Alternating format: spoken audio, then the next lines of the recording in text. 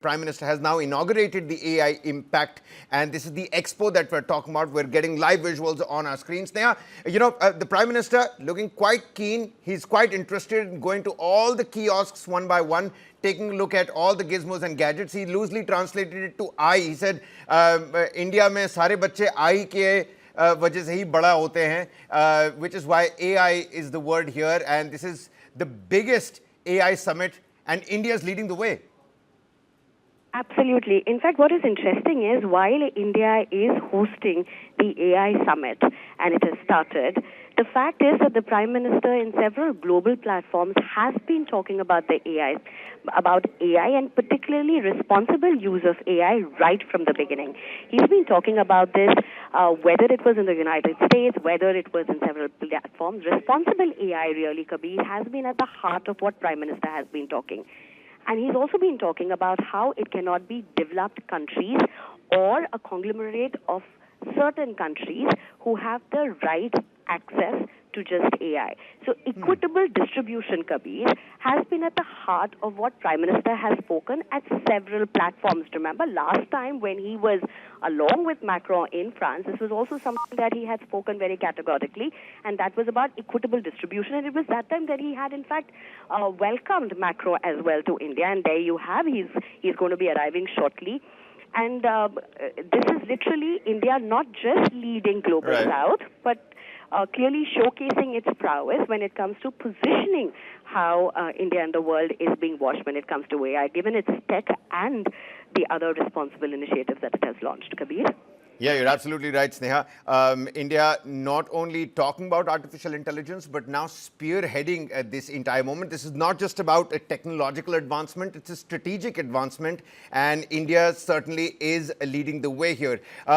You named a long list of key attendees. Of course, Macron is a big name, Lula da Silva is a big name, but Sam Altman in India and, Google DeepMind CEO in India, that's going to certainly turn heads across the world.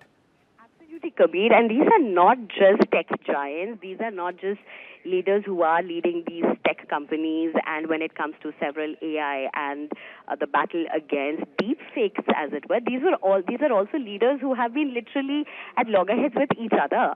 So you have had a lot of instances where these leaders have had to have questions, or their organizations have been in headlines about how there's been poaching from one organization to the other, about how they have been offered huge packages because they need to strengthen their AI teams and how the backends are working. But this is just one aspect of it, because, Kabir, at the heart of it, a lot of conversations are also going to be around employment.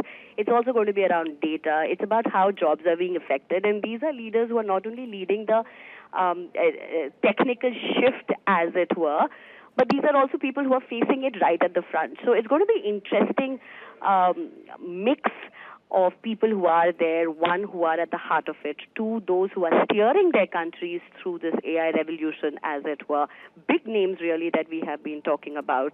All of them present, many of them also already visible on our screens. We've been putting out these graphics as well. So interesting conversations, whether, the entire approach around how they have framed this around people, progress, and responsibility is something also, Kabir, I think that many across the world are going to be talking about.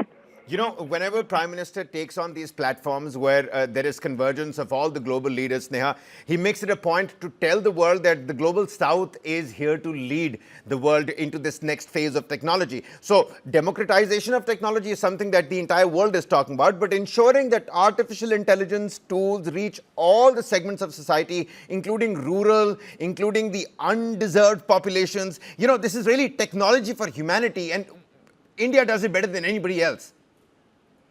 Absolutely. In fact, a lot of initiatives of the government have been around this as well. This is where a lot of the private players and the governments have also come together, whether it be the state and the center, in partnership in trying to get AI accessible to the remotest part. And that's where you have farming.